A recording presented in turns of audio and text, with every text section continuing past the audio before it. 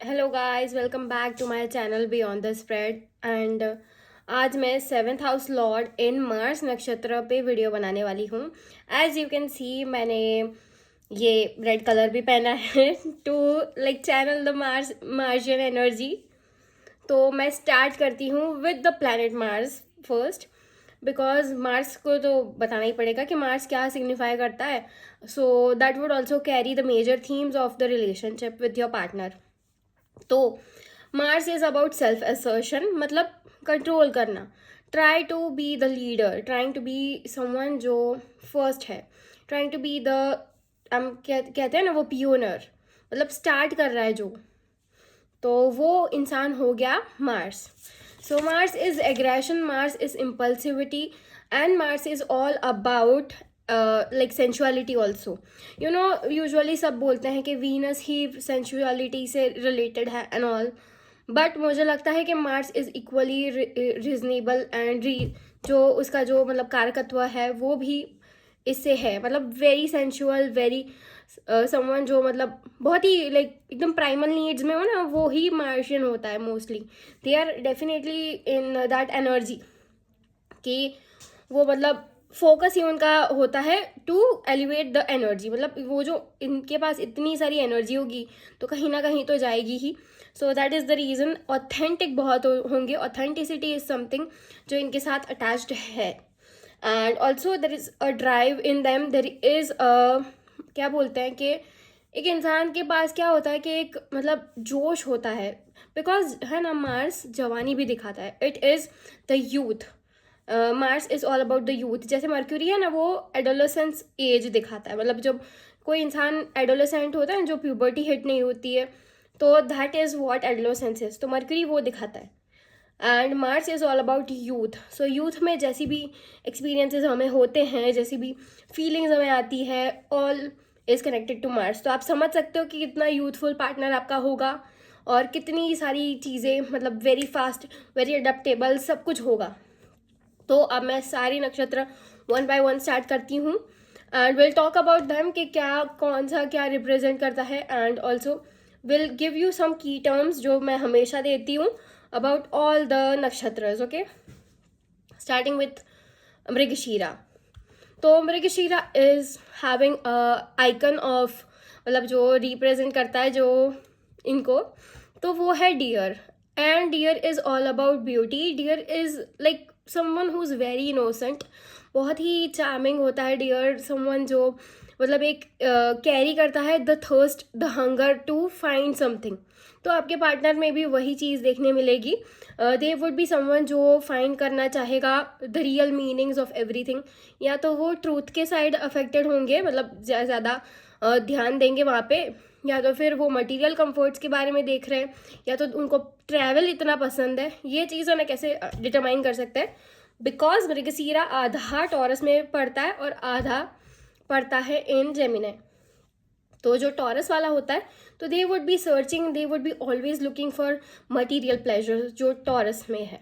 And जो Gemini में है, they would always be looking for travel, communication. उनको इंक्विजिटिविटी होगी कि भाई मुझे ये सीखना है, मुझे ये जानना है, तो trying to get into all the fields, सारी ही फील्ड को जानना, सारी ही फील्ड की नॉलेज लेना। ये कैसे हो गया, ये कैसे हो गया, वो कैसे हो गया, ऐसी हमेशा मतलब आपके साथ बातें बहुत करेंगे और क्वेश्चंस भी बहुत करेंगे आपको। ओके, एंड क्यूरियस बहुत होंगे, नरिशमेंट भी हो करेंगे आपकी। मीन्स ये है ना, मून से रिलेटेड बहुत है। और मुझे क्या लगता है पता है, इवन दो सब बोलते नहीं है, बट मुझे लगता है कि Mrigashira is so much like Rohini. But Mrigashira में है ना वो थर्स्ट है, वो फाइंड करने की इच्छा है। रोहिणी में क्या है कि it is more about stability, मतलब शांति से बैठता है एक जगह पे।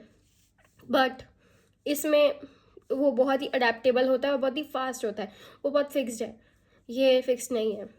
एंड बहुत ही ज़्यादा मतलब नरिशिंग, बहुत ही ज़्यादा लविंग, बहुत ही ज़्यादा ब्यूटीफुल, बहुत ही ज़्यादा मतलब ब्यूटी का डिज़ायर भी होगा इनको। एंड ऑल्सो मुझे लगता है कि उनके अंदर करेज बहुत होगी, हिम्मत दिखा के कुछ भी वो अचीव कर सकते हैं। Through their words they would be the most charming in the room.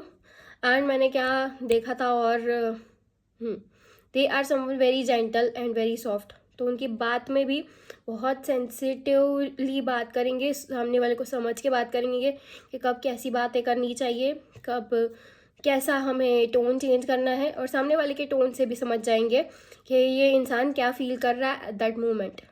Okay.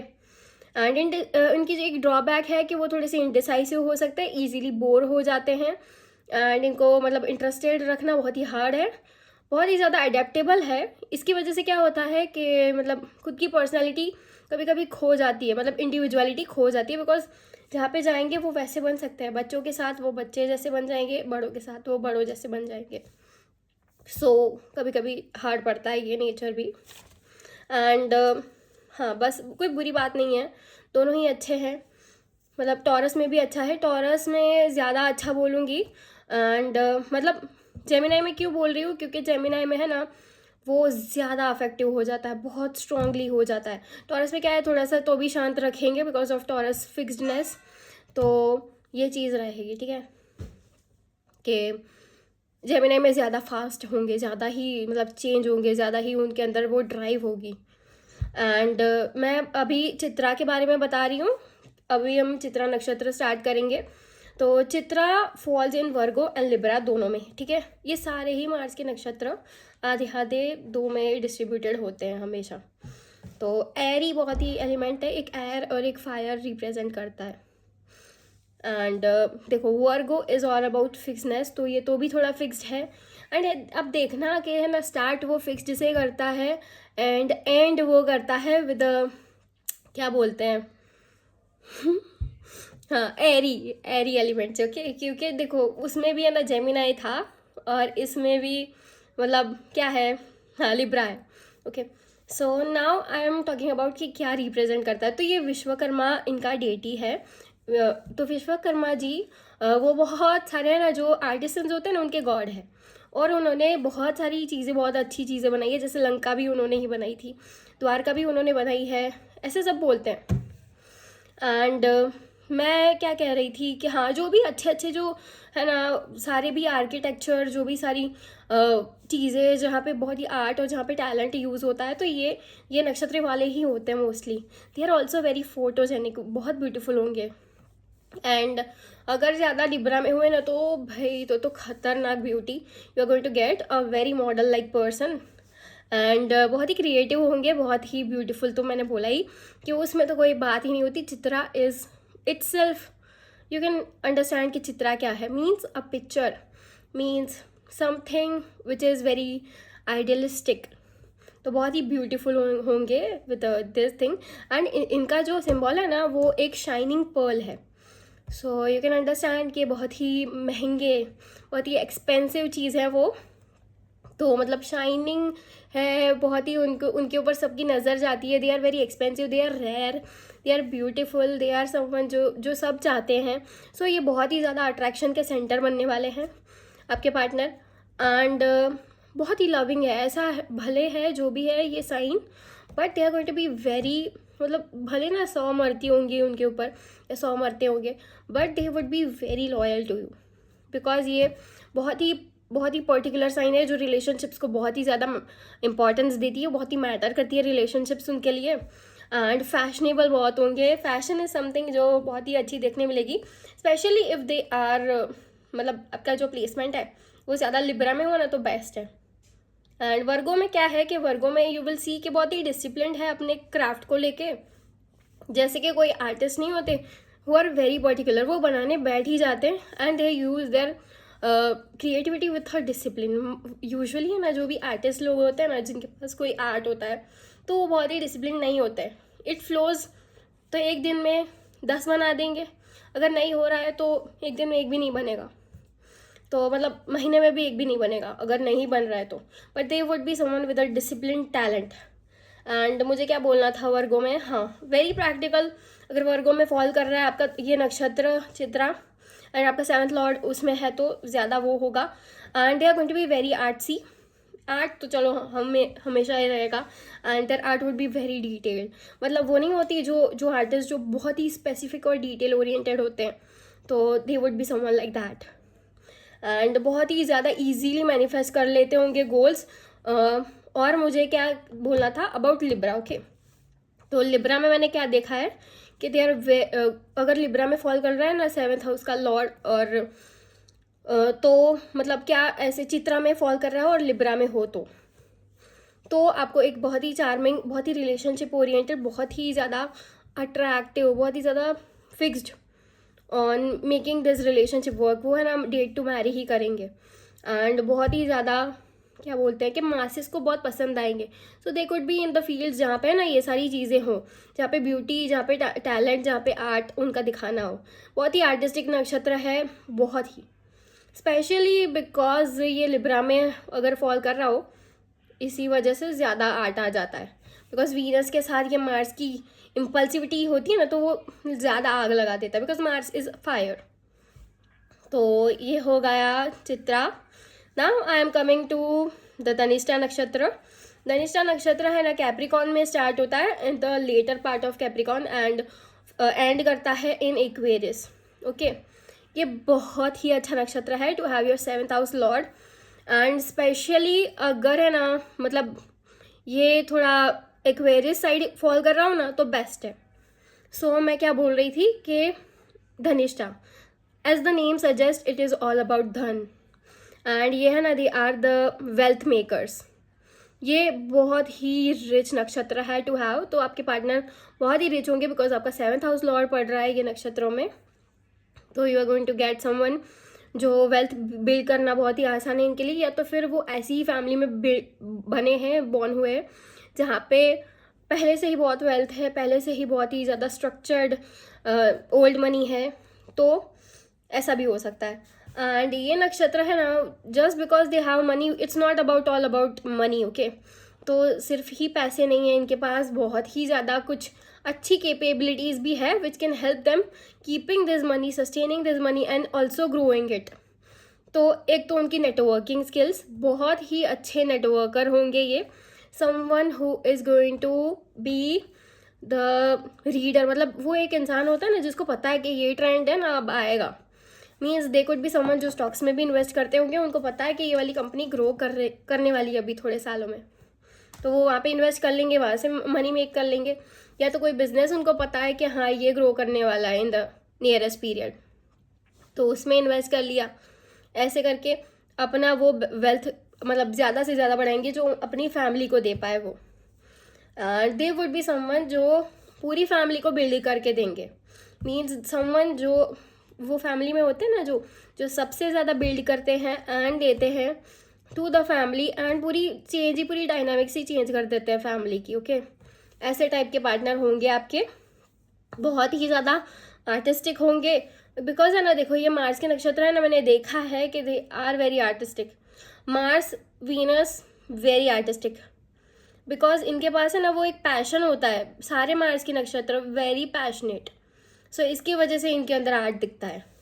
And क्या बोल रही थी मैं, हाँ इसका जो सिंबल है ना इट इज़ ड्रम और अ फ्लूट।